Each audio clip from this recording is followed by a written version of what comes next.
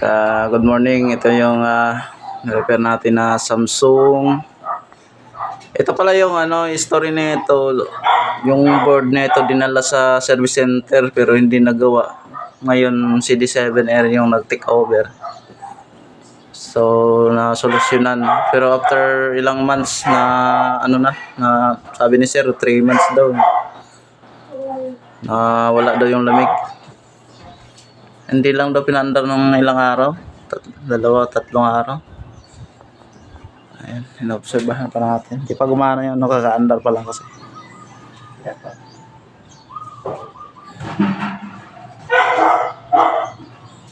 Ayan, tingnan natin kung anong naging ito. Ayan, bumalik kami para i-check. Gumana na? Wala pa? Tunog ni. Ayan, naka 24 degree.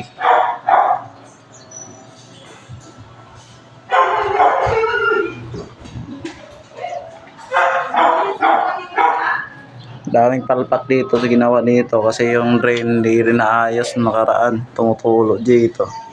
Ayan, nilagyan na pa namin ng drain. After ma-repair yung PCB, nilagay namin yung drain. Ayan.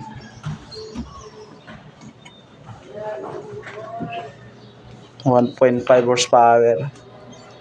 Ito, 1.5. 3 minutes pa yan, mate.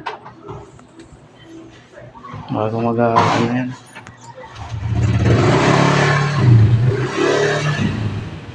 Pakiramdaman lang mo lang yung bugamit ha.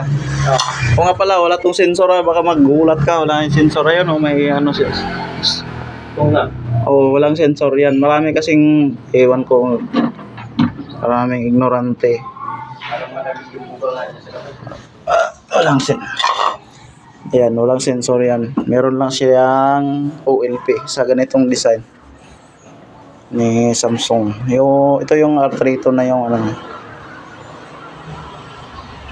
ayun, gumana na.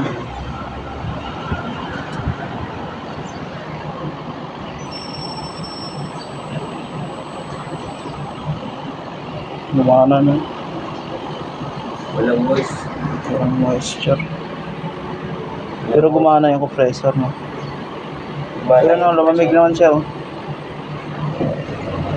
Pakiramdaman natin dito yung buga. Kunyari, kung mainit sir. Pag hindi mainit, gumana naman yung pan. Tapos yung compressor gumana naman kasi malata mo naman dito, lumamig ng konti. Ibig sabihin po niyan ay bumaba yung level ng freon. Ganun lang, napakasimple lang yung natin, hawak-hawak lang yung troubleshoot natin. Hindi na tayo pag di tayo sigurado, edi yun na yung gagamit tayo ng mga tester, mga gauge manifold. Ganun. Yan yung ginagawa namin. Yan, pakiramdaman mo lang dyan kung mainit. Pag hindi mainit, ibig sabihin mababa na yung freon. Ayan. Yan o, may lamig. Hindi, ito may lamig. Ibig sabihin nagbomba na siya ng okay yung compressor, gumana. Antayin mo baka mamatay. Wala din init dito. Walang init. Ibig sabihin yan, dapat meron kahit konti. So, wala. Lamig ka naman. Freon. Ito, nag-iilaw. Ayan mga sir. Nag-iilaw siya. Oh. Ay, nag-iilo na oh. Freon to. Freon. Bumaba yung level ng freon. Ang tanong kung bakit bumaba.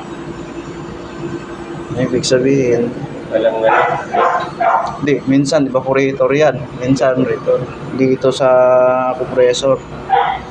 Pinakalawang. Ayan o. Ayan o. Nag-iilaw siya. Okay yung Wala. matik yan, freon. Okay na. Ayun, may na tayo, freon yung problema. Pag